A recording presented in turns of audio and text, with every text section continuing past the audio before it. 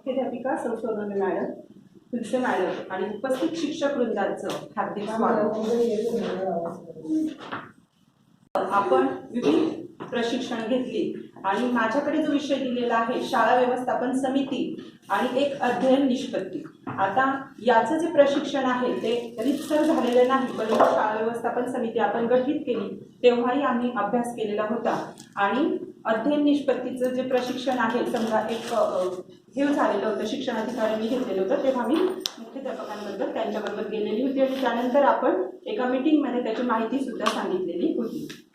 जो आपला केंद्रबिंदू आहे शाळेमध्ये तो आहे विद्यार्थी आणि त्याचा सर्वांगीण विकास घडण्यासाठी आपण आपली किंवा शाळेची आणि पर्यायाने राज्याची केंद्राची जी धडपड चालू असते ती त्या विद्यार्थ्याचा विकास घडण्यासाठी चालू असते आणि त्याच्यासाठी मोफत आणि सक्तीच्या शिक्षणाचा अधिनियम ऑगस्ट 2009 मध्ये हा संसदेत पारित करण्यात आला, म्हणजे संमत करण्यात आला आणि त्यानंतर राष्ट्रपतीच्या संमतीनुसार तो 1 एप्रिल 2010 रोजी पूर्ण भारतभर जम्मू काश्मीर ही राज्य वगळता सर्व राज्यांमध्ये तो लागू करण्यात आला।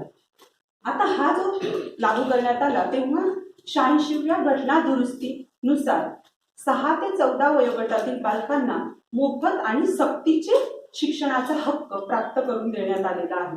आता हा अधिनियम जो झाला तो एका दिवसाचा किंवा एका वर्षाचा फलित नाही, त्याच्यासाठी 100 वर्षाचा इतिहास आहे। म्हणजे 100 वर्षापासून शिक्षण तज्ञ हे शिक्षणासाठी जे प्रयत्न करत होते त्याचं हे फलित आहे की RT 2009 हा तयार झाला। सर्वप्रथम हा अधिनियम 100 वर्षापूर्वी ब्रिटिश राजवटीत 18 मार्च 1910 रोजी नामदार गोपाळ कृष्ण गोखले यांनी ब्रिटिश पार्लमेंटमध्ये प्रस्ताव मांडलेला होता, परंतु ब्रिटिशांनी तो प्रस्ताव स्वीकारला नाही। कारण तुम्हाला माहितच आहे त्यांना फक्त कारकून निर्माण करायचे होते, त्यांना मुलांचा सर्वांगीण विकास किंवा मोफत तर अजिबात शिक्षण द्यायचं नव्हतं, म्हणून तो तेव्हा संमत झालेला नाही, तो प्रस्ताव तेव्हा स्वीकारला गेला नाही, म्हणून रद्द झाला। म्हणून ते लगेच मूग गिळून बसले का सगळे तेव्हाचे शिक्षण तज्ञ नाही, तर त्यांनी प्रत्येकाने प्रयत्न केले। आपण बघतो की महात्मा फुले यांनी सुद्धा तो मागणी केलेली आहे, सावित्रीबाई फुले यांनी सुद्धा प्रयत्न केले, तसंच महात्मा गांधी, डॉक्टर बाबासाहेब आंबेडकर तेव्हापासून प्रयत्न करत होते आणि ह्या प्रयत्नांना शेवटी 1917 मध्ये विठ्ठलभाई पटेल यांनी परत तो जो प्रस्ताव होता तो परत ब्रिटिश पार्लमेंटमध्ये मांडला आणि तो संमत झाला, पण तेव्हा त्यांनी त्याच्याकडे एवढं दुर्लक्ष केलं, फक्त त्याला पटेल ऍक्ट म्हणून तो आपल्याला माहित आहे। त्यानंतर जेव्हा भारत स्वतंत्र झाला मग तेव्हा पण शिक्षणाकडे लक्ष दिलं नाही का? नाही दिलं, पण प्रत्येकाचे वेगवेगळे आयोग आले। आपण DED BED ला बघतो की वेगवेगळे आयोग आले, कोठारी आयोग आले, शिक्षणाचे वेगवेगळे बदल झाले, म्हणजे शिक्षण सर्वांपर्यंत पोहोचावं आणि सर्वांचा विकास व्हावा यासाठी वेगवेगळे आयोग तेव्हा निर्माण करण्यात आले। परंतु 1960च्या अखेरास जेव्हा सरकारने सुद्धा हे स्वीकारलं की प्राथमिक शिक्षण हे मोफत आणि सक्तीचं व्हायला पाहिजे, परंतु मोफतची अंमलबजावणी झाली नाही, त्याला कारण म्हणजे भारताची तेव्हाची जी आर्थिक परिस्थिती होती ती तेवढी साधारण होती आणि त्याच्यामुळे काय झालं तर लोकांना म्हणजे पूर्ण लोकांना मोफत शिक्षण देता आलं नाही। मग त्यानंतर सुद्धा शिक्षणासाठी कोणकोणत्या योजना आल्या तर खडूखळा योजना आली, शिक्षण प्रशिक्षण पुनर्रचना, माध्यान्ह भोजन, तसंच अनौपचारिक शिक्षण, त्याच्यामध्ये प्रौढ शिक्षण सुद्धा आलं। नंतर शिक्षण हमी योजना, की पाड्यांवर जिथे शाळा नाही तिथे काही विद्यार्थी ना घेऊन एका म्हणजे जी सुशिक्षित व्यक्ती आहे तिने त्यांना शिकवायचं आणि शिकवल्यानंतर त्यांना सुद्धा मानधन देण्यात येत होतं, म्हणजे ते शिक्षक म्हणून त्यांची नेमणूक नव्हती, परंतु त्यांनी विद्यार्थ्यांना शिकवलं म्हणून ते द्यायचं, म्हणजे एक प्रकारची नोकरी। शिक्षण हमी योजना सुद्धा आली, नवोपक्रम शिक्षण आणि नंतर आपण आत्ताच जर बघितलं असेल तर आताच्या काळात सर्व शिक्षा अभियान हे घेऊन गेलं आणि सर्व शिक्षा अभियानांतर्गत अनेक सोयी, म्हणजे खरं तर विद्यार्थ्यांचा मी म्हणते विकासाला तेव्हा सुरुवात झाली किंवा शिक्षणाचं सगळ्यांकडे तो पोहोचलं गेलं। कारण आपण बघितलं की माध्यान्ह भोजन योजना, तसंच पाठ्यपुस्तक, मोफत पाठ्यपुस्तकं, तसंच अनेक प्रकारच्या शिष्यवृत्ती आपल्या शाळेत तरी आपण विना अनुदानित होतो, पण जेव्हा ज्या नगरपालिकेचे विद्यार्थी आहेत त्यांना भत्ते सुद्धा देण्यात येतात की त्या कॅटेगरीनुसार की त्यांनी शाळेत यावं आणि हा उद्देश खरंच फलित झाला आणि एक अजून रूप म्हणजे त्यांना भौतिक सुविधा उपलब्ध करून देण्यात आल्या। आज जर आपण नगरपालिकेच्या शाळा बघितल्या तर खाजगींच्या शाळांपेक्षा त्यांच्या इमारतीमध्ये ज्या सोयी आहेत त्या खरंच वाखाणण्याजोग्या आहे आणि हे सर्व शिक्षा अभियानाचं फलित आहे की त्यांना तो निधी उपलब्ध झाला. आणि त्यामुळेच का होईना की आपण बघत होते की जिल्हा परिषद नगरपालिकेकडे जे विद्यार्थी वळत नव्हते ते आज तिथे जाऊन शिक्षण घेतात, म्हणजे एक प्रकारचं शिक्षणाचं सार्वत्रिकरण झालं. परंतु जेव्हा तेव्हा सर्वेक्षण करण्यात आले तेव्हा सुद्धा शाळाबाह्य विद्यार्थी हे सापडले आणि शाळाबाह्य विद्यार्थी सापडले आणि म्हणूनच हा सगळ्यांनी म्यूट करा आधी. हा अधिनियम थांब जरा टेस्ट न घेता त्यांना आपण प्रवेश द्यायचा आहे. निःशुल्क प्रवेश आणि शिक्षण हे कलम 3 नुसार त्यांना हक्क मिळालेला आहे. वयानुरूप प्रवेश म्हणजे 8 वर्षाचा विद्यार्थी आपल्याकडे आला आणि तो कोणत्याच इयत्तेत जात नाही तरी त्याला आपल्याला इयत्ता 3री मध्ये त्याच्या वयानुरूप कोणता वर्ग आहे तिथे शिक्षण द्या आणि त्या प्रवाहात त्याला आणायचं, म्हणजे त्याला 1ली 2रीचं येत नाही म्हणजे ते सोडून द्यायचं नाही, तर ते त्याला शिकवायचं आणि ही शिक्षकाची शाळेची जबाबदारी आहे. असे हक्क अनेक शिक्षणातील साध्यतं, शिक्षण पूर्तता प्रमाणपत्र म्हणजेच आपली संचयिका देणं, बालस्नेही शिक्षण, त्यांना आनंदी वातावरणात शिक्षण मिळणं, तसंच मंडळाच्या परीक्षांची म्हणजे त्यांना सक्ती नाही हे सुद्धा देण्यात आलेले आहे. त्याच्यामध्ये शाळा व्यवस्थापन समितीचा सहभाग कलम 21 प्रमाणे आपल्याला त्यामध्ये देण्यात आलेला आहे. आणि ह्या शाळा व्यवस्थापन समितीची भूमिका काय असते, रचना काय असते याचीच माहिती मी तुम्हाला सांगणार आहे. बालकाचे व्यक्तिमत्व हे घर, परिसर आणि शाळा यामध्ये विकसित होत असते.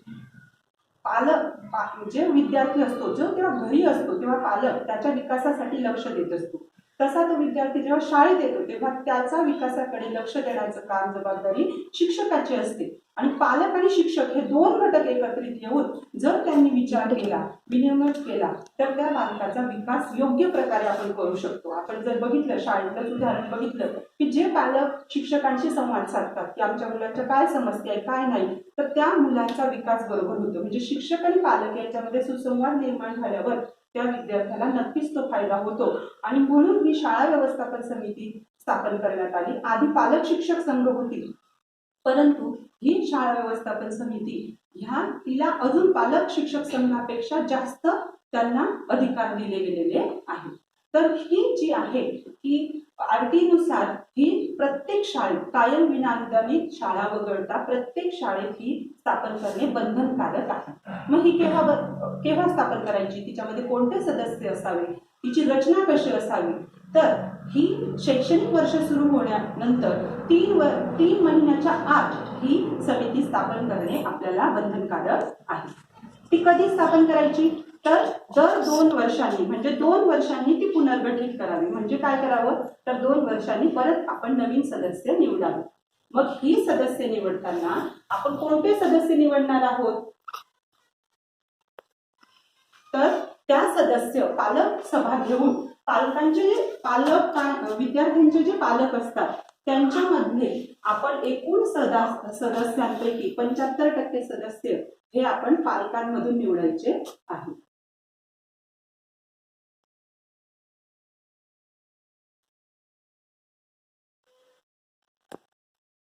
पालक हे आपण एकूण सदस्यांपैकी 75% पालक आपल्याला पालकांमधून म्हणजे आई वडिलांमधून घ्यायचे आहे.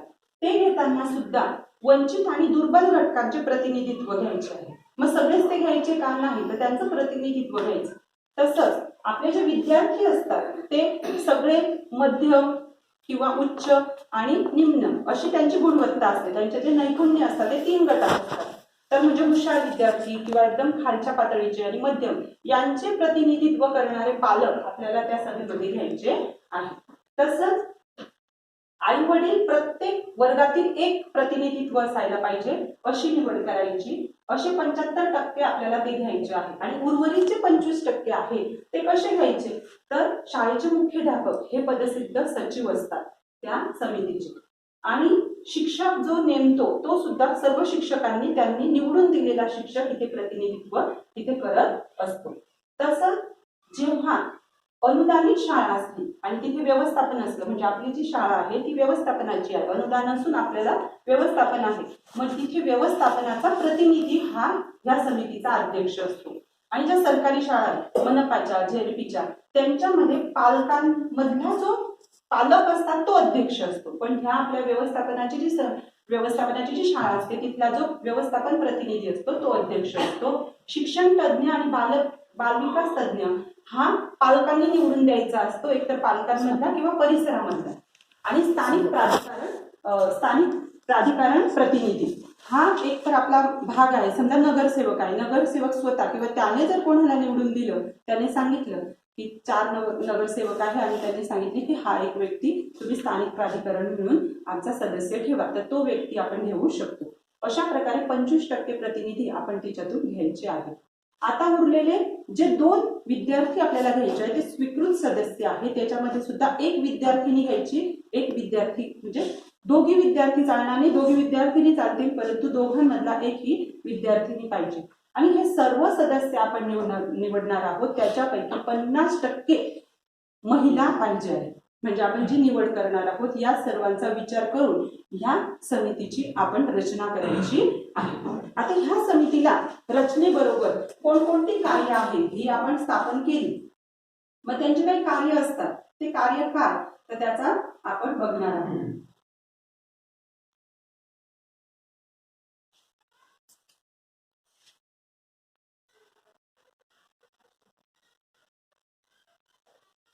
समितीची जी कर्तव्य आहे तर पहिलं कर्तव्य आहे की कामकाज चांगल्या पारदर्शक पद्धतीने चालण्यासाठी महिन्यातून एक सभा घेणे आणि त्या सभेचं म्हणजे फक्त सभा घेतली आणि कोणीच आले नाही तर सगळ्यांनी तिथे उपस्थित राहणं हे बंधनकारक आहे.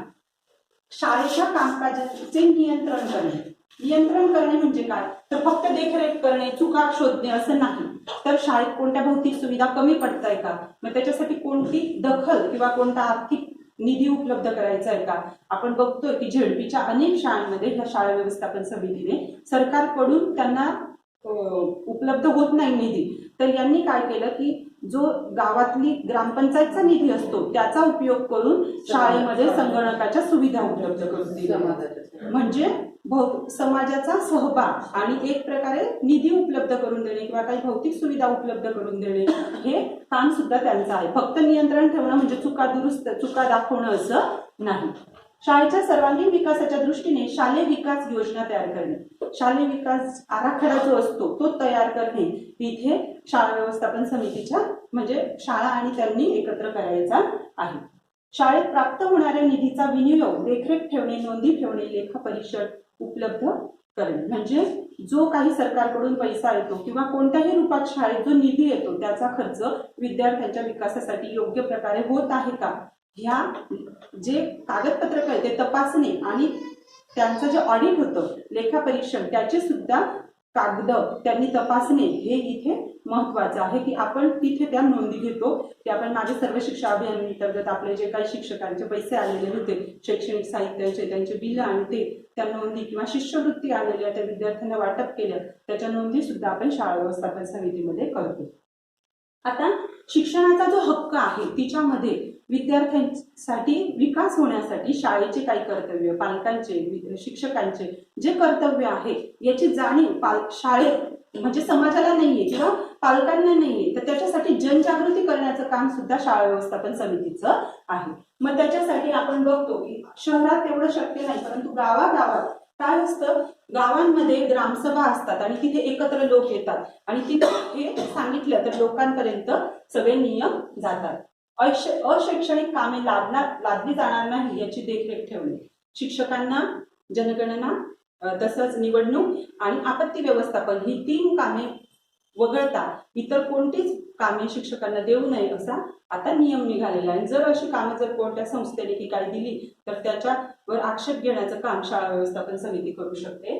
100% पटनोंदी, उपस्थित सातत्य टिकवण्यासाठी जनजागृती, अधिनियमात दिलेली मानके निकष यांचे पालन होत आहे की नाही यांचे सनियंत्रण करणे. म्हणजे जे निकष असतात की आपल्याकडे पाण्याचा पुरवठा आहे समजा तो शुद्ध स्वरूपात होतोय की नाही याच्यावर सुद्धा त्यांनी बघायचं आहे.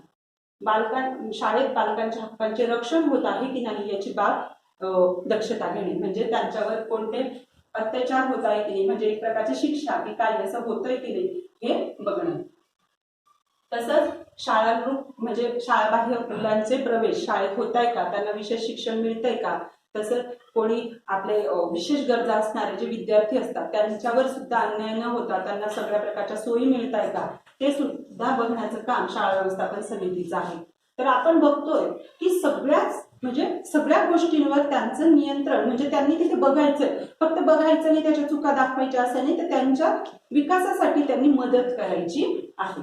हे खूप छान आहे की विद्यार्थी मंत्रिमंडळाचे अहवाल, म्हणजे विद्यार्थ्यांचे जे विचार असतात ते समजण्यासाठी त्यांनी हे मंत्रिमंडळाचे अहवाल वाचायचे की विद्यार्थ्यांना शाळेबद्दल काय वाटतं, म्हणजे तेव्हाच त्यांना खरं म्हणजे शाळा कशी चालू आहे हे समजणार आहे. म्हणून ते सुद्धा त्यांना बघायचं आहे. तर अनेक अशी कर्तव्य ही शाळा व्यवस्थापन समितीला दिलेली आहेत. त्यामधील एक महत्वाची म्हणजे आपण जो पहिला मुद्दा बघितला की शालेय विकास योजना, जी कलम 22 नुसार म्हणजे शालेय विकास आराखडा त्याच्यात कोणकोणते मुद्दे येतात, तर थोडक्यात मी त्याचे सांगते की विकासाची दिशा गृहीत धरून त्यानुसार प्रत्येक वर्षासाठी आर्थिक वर्ष संपण्यापूर्वी किमान 3 महिने अगोदर एक शालेय विकास योजना तयार करावी. म्हणजे काय, तर 30 मार्चला हे आर्थिक वर्ष संपतं, म्हणजे जानेवारी महिन्यामध्ये तो विकास आराखडा तुम्हाला तयार करायचा आहे. मग तो विकास आराखडा तयार करताना कोणत्या विद्यार्थ्यांचा विचार करायचा, तर पुढील वर्षी जे विद्यार्थी आपल्याकडे किती पटसंख्या येणार आहे इयत्ता त्या विद्यार्थ्यांचा विचार करायचा आहे. मग तिच्यात काय निश्चित करायचं, तर त्या विद्यार्थ्यांच्या प्रमाणानुसार शिक्षक आहे का, मग किती आपल्याला लागणार आहेत काय, त्याची रूपरेषा तिथे तयार करायची. तसंच शाळेची जी मानके आहे, निकष आहे, त्याच्यात काही पूर्तता करायची आहे का, मग तिच्यासाठी कोणता निधी पाहिजे आहे का, त्यासाठी साधन सामुग्री मिळवणे आणि म्हणजे निश्चित करणे की हा शासनाकडून मिळणार आहे, मग हा शासनाकडून नाही मिळणार, मग हा कसा उपलब्ध करून द्यायचा, याच्याविषयी नियोजन करायचं. अतिरिक्त आर्थिक गरज आणि आवश्यक गरज, म्हणजे काही गरजा असतात त्या भागवण्यासाठी ग्रंथालय याच्यासाठी त्या पण कशा पूर्तता होतील याचा विचार करणे. आणि बालकांच्या विशेष शिक्षणाची व्याख्या, तसेच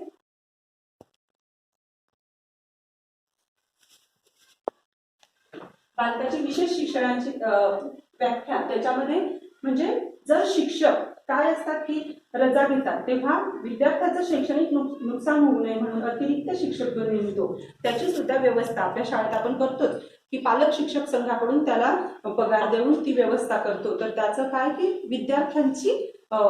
विद्यार्थ्यांचं शैक्षणिक नुकसान होणार नाही या दृष्टीने त्याची सुद्धा नेमणूक करण्याचा म्हणजे विचार असा, म्हणजे पूर्ण नियोजन 3 वर्षाचं ह्या आराखड्यात करायचं असतं. तसंच वंचित घटक, दुर्बल घटक यांना काही सुविधा शाळेत उपलब्ध आहे का आणि त्याच्यासाठी काही गरज आहे का, त्याची सुद्धा यामध्ये नोंद घ्यावी लागते. या प्रकारे सर्वात महत्वाची अशी शाळा व्यवस्थापन समितीची आपण इथे अभ्यास केलेला आहे. आणि शाळा व्यवस्थापन समितीतले सदस्य जेणेकरून पालक असतात आणि पालकांचा सहभाग आपल्याला इथे घ्यायचा आहे शाळेच्या विकासासाठी. आता मी अध्ययन निष्पत्तीचं थोडक्यात सांगते. तर अध्ययन निष्पत्ती म्हणजे काय, कोण सांगू शकतं? एखादा घटक आपण विद्यार्थ्यांना शिकवला तर तो विद्यार्थ्यांना कितपत समजला याच्यावर आपण काहीतरी म्हणजे टेस्ट घेतो. जर आपल्याला अपेक्षित असं उत्तर विद्यार्थ्याने तिथे लिहिलं तर आपण आपला म्हणजे उद्दिष्ट पूर्ण झालंय हे आपण सिद्ध करू शकतो.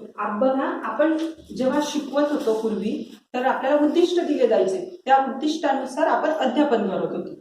आता आपल्याला विद्यार्थ्यांमध्ये योग्य बदल कोणता होणार आहे, म्हणजे मी आज गणिताचा तास घेणार आहे तर माझ्या विद्यार्थ्यांमध्ये कोणता बदल मला अपेक्षित आहे तो विचार करून मी अध्यापनाची रूपरेषा तयार करायची. म्हणजे अध्ययन अनुभव जे द्यायचे आहे ते कोणत्या दृष्टीने की विद्यार्थ्यामध्ये हा बदल व्हायलाच पाहिजे, ती आधी जी गोष्ट आहे ती आहे अध्ययन निष्पत्ती. मग ह्या अध्ययन निष्पत्ती आपल्याला केंद्र सरकारने आणि राज्य सरकारने मिळून अध्ययन निष्पत्ती ह्या तयार केलेल्या आहेत. त्या राज्य आणि केंद्रशासित प्रदेशाद्वारे अध्ययन अध्यापन संसाधनाची तरतूद केली, अनेक प्रशिक्षण केले आणि तरी सुद्धा विद्यार्थ्यांमध्ये वाचनाची आणि गणिताच्या काही क्रियांची म्हणजे तेवढी विकास होत नव्हता आणि म्हणून या अध्ययन निष्पत्ती तयार करण्यात आलेल्या आहेत. ह्या अध्ययन निष्पत्ती म्हणजे अध्ययन निष्पत्ती विषयनिहाय आपल्या प्रत्येक पुस्तकात पाठ्यपुस्तकांमध्ये सुद्धा अध्ययन निष्पत्ती दिलेल्या आहेत.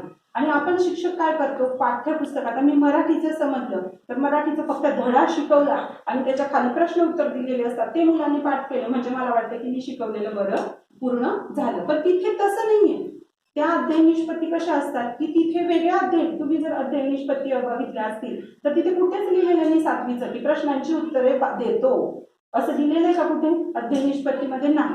तर तिथे काय केलेलं आहे की कथा लेखन करतो, संवाद मांडतो. म्हणजे काय की त्याच्यामध्ये कोणते, मग आपण काय करायचं, आता मला संवाद लेखन करतो असं सातवीची एक अध्ययन निष्पत्ती आहे आणि एकाच ठिकाणी संवाद सांगितलेला आहे. मग मी तो तेवढाच घटक शिकवला तर सगळ्या मुलांमध्ये संवाद लेखन ही अध्ययन निष्पत्ती संपन्न होईल का? नाही होऊ शकत. की त्या विद्यार्थ्यांना मी एकचदा घेतलं संवाद लेखन असं असं करायचं, तेच करायचं, सगळ्यांकडून लिहून पण घेतलं, पण त्याच तासिकेपुरती घेतलं तर ती अध्ययन निष्पत्ती प्रत्येक विद्यार्थी प्राप्त करू शकणार नाही. मग त्याकरता काय करायचं की वर्ष प्रारंभी जेव्हा आपल्याकडे विषय येता येतात तेव्हा प्रत्येक शिक्षकाने त्या अध्ययन निष्पत्तीचा अभ्यास करा. काही क्लिष्ट स्वरूपात त्या अध्ययन निष्पत्ती दिलेल्या आहेत त्या तुम्ही सोप्या रूपात मांडून घ्या.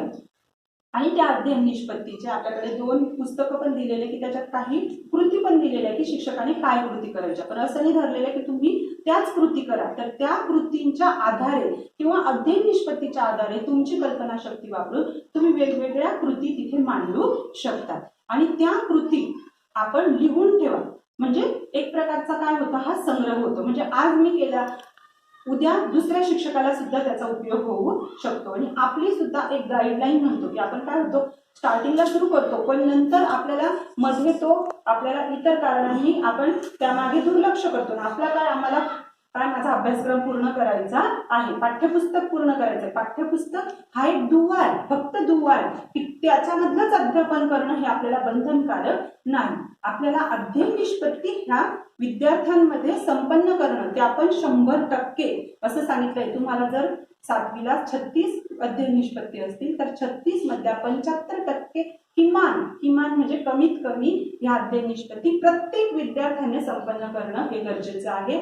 आणि त्यानुसारच ह्या अध्ययन निष्पत्ती 2017-18 या शैक्षणिक वर्षापासून आपल्याला दिलेल्या आहेत आणि 17 मध्येच त्यांनी प्रगत महाराष्ट्र, शैक्षणिक महाराष्ट्र अंतर्गत आपल्या पायाभूत चाचण्या सुद्धा त्या अंतर्गत त्यांनी घेतलेल्या होत्या.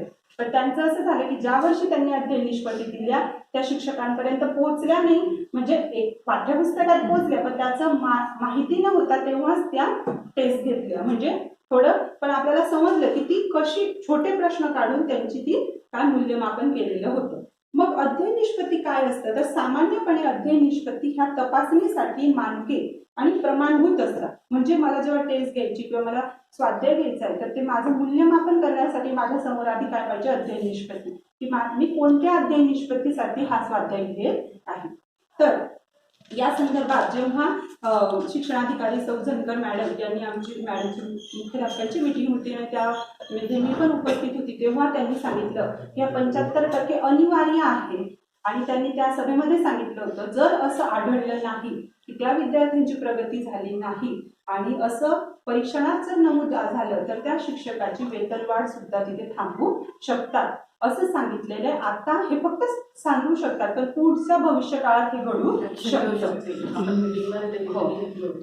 तसंच RT नुसार आपण जेव्हा संचयिका विद्यार्थ्यांना देतो त्या संचयिकेत इयत्ता निहाय, विषय निहाय तिच्यात आपण काय केलेल्या असतात, नोंदी केलेल्या असतात, श्रेणी केलेल्या असतात. तिथे वर्ग शिक्षक सगळी माहिती म्हणजे आपली त्याची पूर्ण एक माहिती पत्रकच 1 ते 8वीचं आपण त्याच्याकडे सुपूर्द करतो.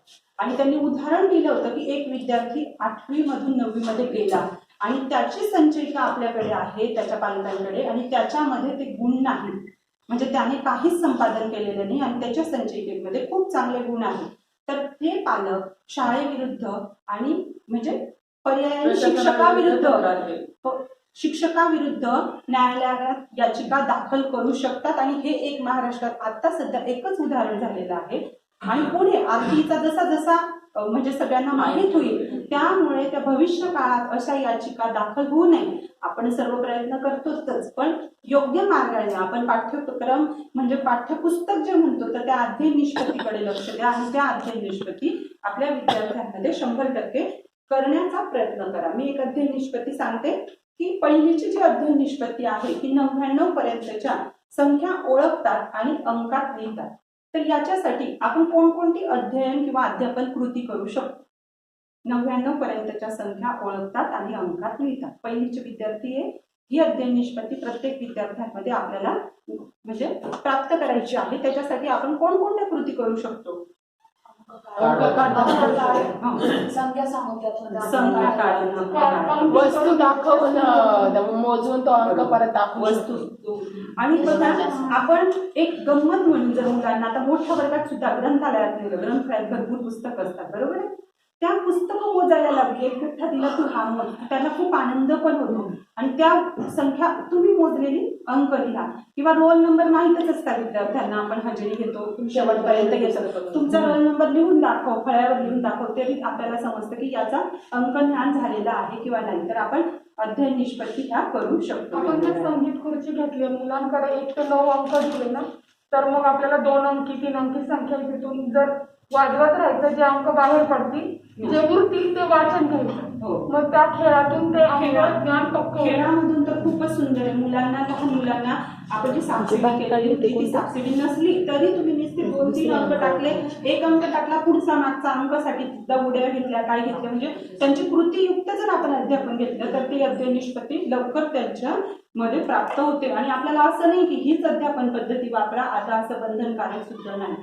आपण जेव्हा शिक्षण घेतलं तेव्हा आपल्याला ह्या अध्यापन कृती वापरा किंवा हीच पद्धत वापरा असं नाही, तुम्ही ज्या पद्धतीने वापरू शकतात. तर आपण बघतोय की ज्या जिल्हा परिषदच्या शाळा आहे की त्यांची मुलं खूप बोलके, म्हणजे आपली मुलं पण खूप हुशार आहे, पण आपल्या मुलांमध्ये काय की पटकन बोलणं, त्यांच्यामध्ये कृतीमध्ये आपण त्यांना जास्त सहभाग करून देत नाही, त्याच्यामुळे ते पटकन बोलत नाही. आपण शिकवतो ते परीक्षा म्हणजे गणित सोडवतात किंवा काही प्रश्नांची उत्तरं येतात, पण ते पटकन बोलत नाही. तर बोलतं करण्यासाठी आपण वेगवेगळे उपक्रम करायचे आहे. आपल्या गणिती साहित्यामध्ये सुद्धा मॅडमने दाखवलं, त्यामध्ये सुद्धा तुम्ही ह्या साहित्याचा वापर करून म्हणजे दशक, एकक, शतक यांच्या संकल्पना, बेरीज, वजाबाकी, गुणाकार पर्यंत याच्या संकल्पना आपण याच्यावर स्पष्ट करू शकतो आणि त्या तुम्ही करायच्या आहेत. आता मी गणित आणि मराठीची एकच अध्ययन निष्पत्ती घेणार आहे, वर्गनिहाय, त्याचा फक्त थोडक्यात आपण इथे अभ्यास करणार आहोत.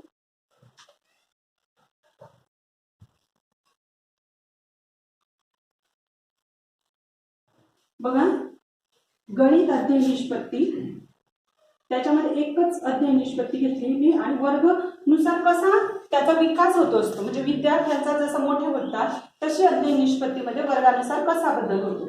तर इयत्ता पहिलीमध्ये आपण बघितलं तर 99 पर्यंतच्या संख्या ओळखतात आणि लिहितात ही अध्ययन निष्पत्ती, म्हणजे प्रत्येक पहिलीच्या विद्यार्थ्याला 2 अंकी संख्यांची ओळख होणे आणि ते अंक लिहिणे हे आहे. तर त्याच्यासाठी आपण वेगवेगळ्या कृती करू शकतो. गणित पेटीमध्ये आपण मणी मार्ग वापरून दशक, एकक ही संकल्पना, त्यांच्या सगळ्या संकल्पना स्पष्ट करू शकतो. तसंच दुसरीमध्ये जेव्हा तो विद्यार्थी असतो तेव्हा हे गृहीत आहे की त्याला 2 अंकी संख्या येतात, मग त्याची पुढची काय की 2 अंकी संख्यांवरून तो काय करतो, कृती करतो. म्हणजे काय करतो, बेरीज, वजाबाकी, गुणाकार. आता बघा बेरीज वजाबाकी, हच्च्याची आणि हच्च्याची बेरीज वजाबाकी, म्हणजे ही निष्पत्ती 1 आहे, पण तिच्यात किती टप्पे झाले, 4 टप्पे झाले. कारण बघा त्यांनी फक्त सांगितलं 2 अंकी संख्यांवर कृती करतात. काय कृती करतात तो हे आपण शिक्षकाने लिहायचं की तो बेरीज करतो, साधी बेरीज करतो, साधी वजाबाकी करतो, मग नंतर हच्च्याची बेरीज करतो, हच्च्याची वजा, म्हणजे ह्या टप्प्याने आपण आपलं अध्यापन करायचं आहे. म्हणजे अध्ययन निष्पत्ती, मग त्याचे टप्पे, त्या टप्प्यानुसार कोणकोणत्या कृती करू शकतो आणि ती सगळे आपण तिच्यात स्पष्ट करायचं, अशी रूपरेषा आपण आपल्याजवळ ठेवायला हवी. आता इयत्ता तिसरीमध्ये जो विद्यार्थी आला तेव्हा त्या 2 अंकी संख्यांवरच्या क्रिया त्याला आल्या, तर तो 3 अंकी संख्यांचे वाचन करतो आणि 3 अंकी संख्यांवरील क्रिया करतो.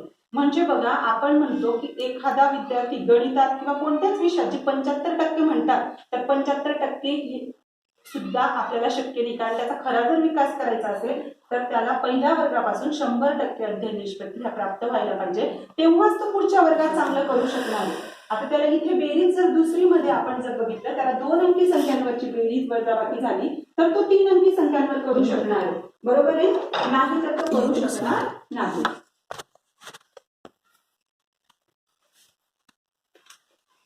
बघा चौथीचं जे आहे